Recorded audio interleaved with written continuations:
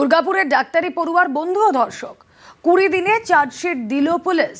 সেখানে ছাত্রীর বন্ধুর বিরুদ্ধে ধর্ষণের মামলা, 3 জনের বিরুদ্ধে গণধর্ষণের মামলা, ধৃত আরো 2 জনের নামও রয়েছে এই চার্জশিটে।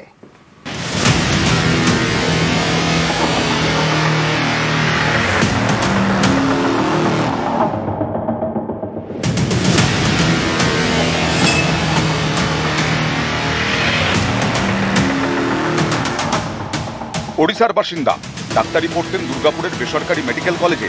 সেই ডাক্তারি ছাত্রীকে গণধর্ষণের অভিযোগ ওঠে। গ্রেফতার করা হয় তরুণীর বন্ধু ওয়াসিফ আলীকে। ধরা পড়ে আরো 5 জন। ঘটনার 20 দিনে দুর্গাপুর মহকুমা আদালতে চার্জশিট দিল পুলিশ। সেখানে ডাক্তারি পড়ুয়ার বন্ধু ওয়াসিফ আলীর বিরুদ্ধে ধর্ষণের ধারা দেওয়া হয়েছে। যে সহপাঠীর এগেনস্টে রেপের অভিযোগ আছে আর প্রমাণ লোপাটের অভিযোগ আছে, এই দুটো আমরা পেয়েছি। কারণ ও ঘটনার পরেই মেয়েটিকে ইনসিস্ট করে প্রথম দিকে জিনিসটা না জানানোর জন্য। পরবর্তীকালে মেয়েটি সব জানায়, ম্যাজিস্ট্রেটকে সব বলে, এবং তার থেকে আমরা যা পেয়েছি তার উপরে আজকে চার্জশিট ফাইল হয়েছে। অপু বাউরি, শেখ নাসিরউদ্দিন এবং শেখ ফিরদৌসের বিরুদ্ধে গণধর্ষণ, তোলাবাজি এবং ডাকাতির ধারা, শেখ রিয়াজউদ্দিন এবং সাফিক শেখের বিরুদ্ধে শ্লীলতাহানি, ডাকাতি ও ছিনতাইয়ের ধারা দেওয়া হয়েছে। তদন্ত করে পুলিশ মনে করছে তরুণীকে জঙ্গলে নিয়ে যায় তার সহপাঠী, সেখানেই ধর্ষণ করে বলে অভিযোগ। এও অভিযোগ, তখন এলাকায় 3 যুবক তাঁদের দেখতে পায়, টাকা চায়, সেই টাকা আনতে যায় তরুণীর সহপাঠী। অভিযোগ, সেই সুযোগেই তরুণীকে ধর্ষণ করে 3 জন। তাই তরুণীর সহপাঠী ওয়াসিফ আলীর বিরুদ্ধে ধর্ষণের ধারা দেওয়া হয়েছে, অন্য 3 জনের বিরুদ্ধে গণধর্ষণের। ওর বন্ধুটি ওকে নিয়ে গেছিল ওই জঙ্গলের দিকে।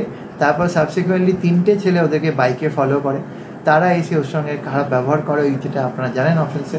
তারপর পরবর্তীকালে বাকি 2 জন এসে এক্সটর্শন করে, ভয় দেখায়, মোবাইলটা নিয়ে চলে যায়। দুর্গাপুরে বেসরকারি মেডিকেল কলেজের কাছেই জঙ্গল। অভিযোগ ওঠে, গত 10ই অক্টোবর সেখানেই ডাক্তারি ছাত্রীকে গণধর্ষণ করা হয়। একে একে 6 জনকে গ্রেফতার করে পুলিশ। এই মামলায় 20 দিনে চার্জশিট দিল পুলিশ। দুর্গাপুর থেকে অর্পণ চক্রবর্তী, নিউজ 18 বাংলা। চালকলের বিষ চাষের জমিতে, এর জেরে ধান চাষে ব্যাপক ক্ষতি। সমস্যায় হুগলি এবং পূর্ব বর্ধমানের বিস্তীর্ণ এলাকার কৃষকরা। গত সোমবার এক্সক্লুসিভ এই খবর দেখাই আমরা নিউজ 18 বাংলা। তারপরে পদক্ষেপের আশ্বাস রাজ্যের কৃষিমন্ত্রী এবং পরিবেশ মন্ত্রীর। কৃষকদের দাবি শুধু আশ্বাস না, তাতে হবে না, দ্রুত পদক্ষেপ নিতে হবে প্রশাসনকে। দূষণ যেভাবে ছড়াচ্ছে দিনের পর দিন, তাতে করে আমরা শেষ হতে চলেছি। খাবার জোটাবো না রাইস মিলের সাথে লড়াই করব? কৃষিমন্ত্রীও সেই একই ভাষায় বলবে, চলছে আশ্বাসই আশ্বাস থাকবে।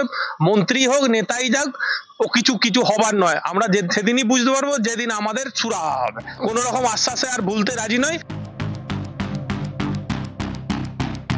চাষের জমি থেকে ধান যায় চালকলে, সেখানে ধান থেকে চাল। কিন্তু চালকল এমনভাবে চলছে যা কেড়ে নিচ্ছে ধানের প্রাণ। চালকলের বর্জ্যের বিষ মিশছে চাষের জমিতে। এর জেরে ধান চাষের ব্যাপক ক্ষতি হচ্ছে। পূর্ব বর্ধমান, হুগলির নানা জায়গায় সমস্যায় কৃষকরা। গত সোমবার এক্সক্লুসিভ এই খবর দেখানো হয় নিউজ 18 বাংলায়। আমাদের এখানে একাধিক মিল থাকার জন্য আমাদের পরিবেশ দূষণ হচ্ছে। মিলের যে ধুলো বালি ছাই আছে সেগুলো আমাদের বাড়িতে এসে পড়ছে, খাবারে পড়ছে, আমরা ঘুমালে বিছানায় পড়ছে। হাইকোর্টের অর্ডারেই বলেছিল পুকুর কাটতে হবে, বয়লার চেঞ্জ করতে হবে, ইটিভি চেঞ্জ করতে হবে, কিন্তু এরা একটা নিয়মও পালন করেনি, উপরন্তু হুমকি দেন।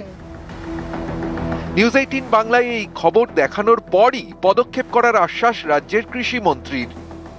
এই ধরনের কোনো আমার থাকে না, আমার ধান উৎপাদন পর্যন্ত আমার থাকে। খাদ্য দপ্তরকেও জানাবো আর আমি পরিবেশ দপ্তরকেও জানাবো, দুজনকেই জানাবো যে অবিলম্বে হস্তক্ষেপ করার জন্য। নিয়ম মেনে চলছে না একাধিক চালকল। চালকলের দূষণে নষ্ট হচ্ছে চাষের জমি। এ নিয়ে পরিবেশ মন্ত্রী চন্দ্রিমা ভট্টাচার্যের বক্তব্য, অভিযোগ যখন আসছে তখন ব্যবস্থা নেওয়া হবে। দূষণ নিয়ন্ত্রণ পর্ষদকে বলেছি বিষয়টি দেখতে। পরিবেশ দপ্তরও খতিয়ে দেখে ব্যবস্থা নেবে।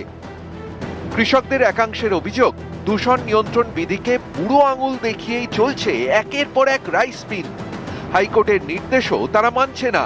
প্রতিদিন এই সব রাইস মিলে সালফার এবং নাইট্রোজেন মিশ্রিত বিষাক্ত জল মিশছে চাষের জমিতে। বিষাক্ত জলে কালো হয়ে যাচ্ছে চাষের জমি, রাসায়নিক মিশ্রিত জল ঢুকছে মাটির গভীরেও। এর জেরে ভূগর্ভস্থ জলও বিষাক্ত হয়ে যাচ্ছে বলে আশঙ্কা। এখানেই শেষ নয়, চালকলের বিষাক্ত হাস্ক অ্যাশ উড়িয়ে দেওয়া হচ্ছে বাতাসে, যা জমছে গাছের পাতায়। এতেও চাষের ক্ষতি, স্বাস্থ্যের ক্ষতি। এই ঘটনা 1 মাস 2 মাসের নয়, বছরের পর বছর ধরে চলছে বলে অভিযোগ। এই পরিস্থিতিতে শুধু আশ্বাস নয়, দ্রুত পদক্ষেপ চাইছেন কৃষকরা। দূষণ যেভাবে ছড়াচ্ছে দিনের পর দিন, তাতে করে আমরা শেষ হতে চলেছি। খাবার জোটাবো না রাইস মিলের সাথে লড়াই করব। কৃষি মন্ত্রীও সেই একই ভাষায় বলবে, চলছে আশ্বাসই আশ্বাস থাকবে। মন্ত্রী হোক নেতাই যাক, ও কিছু হবার নয়, কোন রকম আশ্বাসে আর ভুলতে রাজি নয়। নিউজ 18 বাংলা।